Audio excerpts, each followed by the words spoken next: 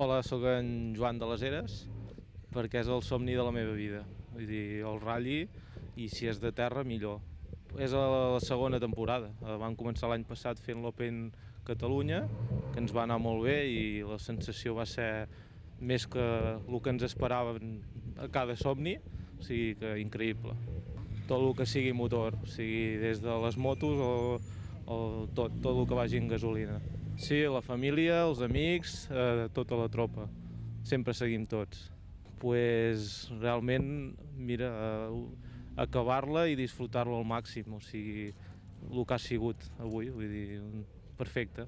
Seguir disfrutant i anar fent ratllis i tenir grans experiències com la d'avui.